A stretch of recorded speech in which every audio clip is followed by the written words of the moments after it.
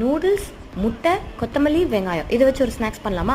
At a டைமில் நூடுல்ஸையும் முட்டையும் ரெண்டையும் பாயில் பண்ணிக்கிறேன். நூடுல்ஸ் நல்லா வெந்ததும் அதை இந்த மாதிரி தனியாக ஸ்ட்ரெயின் பண்ணி எடுத்துகிட்டு ஒரு பவுலில் கொஞ்சமாக அரிசி மாவு, கொஞ்சமாக கார்ன்ஃப்ளவர் மாவு, டேஸ்ட் மேக்கர், தேவையான அளவு உப்பு, கொஞ்சமாக காஷ்மீரி மிளகாத்தூள் எல்லாம் போட்டு நல்லா மிக்ஸ் பண்ணிக்கலாம்.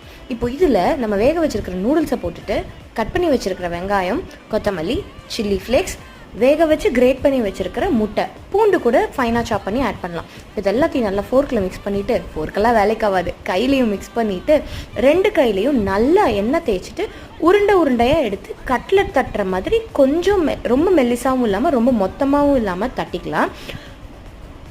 ஒரு ஃப்ரையிங் பேன் இல்லைனா தோசை தவா அதில் நல்லா எண்ணெய் ஊற்றிட்டு இந்த கட்லெட்டை ரொம்ப மைல்டு சிம்மில் வச்சு 2 பக்கமும் கோல்டன் ப்ரௌன் ஆகிற அளவுக்கு போட்டு திருப்பினா போதும். ரொம்ப நேரம் விட்டுட்டதுனால அங்கங்கே ஆனியன் தீஞ்ச மாதிரி இருக்குது, பட் ரொம்ப நல்லா இருந்துச்சு டேஸ்ட்.